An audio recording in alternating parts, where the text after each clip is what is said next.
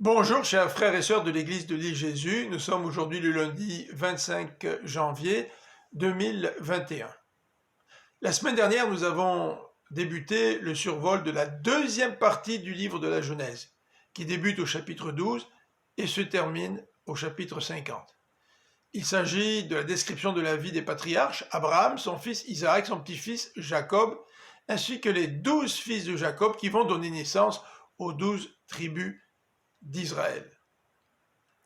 Le plan de Dieu, c'est de bénir toutes les nations au travers d'un individu et de ses descendants.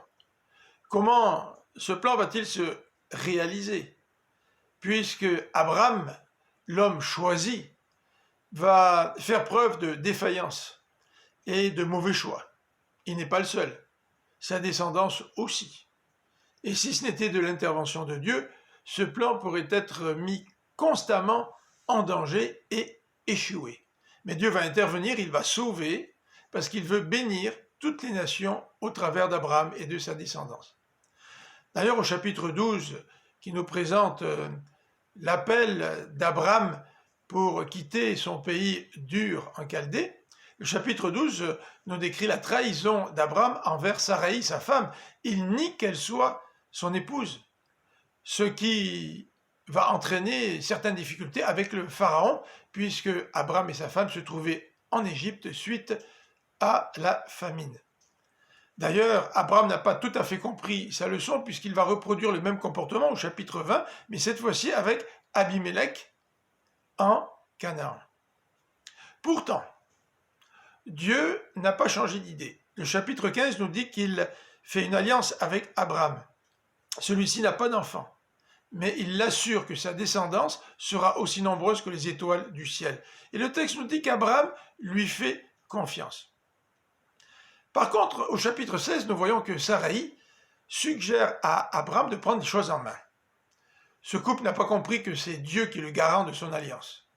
Au lieu de faire confiance dans la souveraineté de Dieu, Saraï et Abraham décident d'avoir recours à une mère porteuse, Agar, la servante de Saraï. Et lorsque cette servante devient enceinte, cela va provoquer des problèmes relationnels, notamment entre Saraï, sa maîtresse, et Agar, la servante. Au point où Saraï, étant tellement dure envers sa servante, que celle-ci décide de fuir. Et si ce n'était de l'intervention de Dieu qui a convaincu Agar de revenir se soumettre à sa maîtresse, eh bien, le plan de Dieu serait encore une fois mis en danger. Donc, Agar met au monde un garçon qui est nommé Ismaël. Pourtant, au chapitre 17, Dieu renouvelle son alliance envers Abraham. Il le nomme d'ailleurs Abraham. Il change son nom de Abraham en Abraham, père d'une multitude. Il lui répète le fait qu'il va lui donner un pays et qu'il aura un grand nombre de descendants. Et lui donne un signe, un symbole de cette alliance, c'est celui de la circoncision. La descendance est une bénédiction de Dieu. C'est Dieu qui va assurer la descendance. Dieu a aussi changé le nom de Saraï en Sarah. Demain, nous allons regarder la suite et notamment l'annonce de la venue de l'enfant de la promesse à partir du chapitre 18 de la Genèse.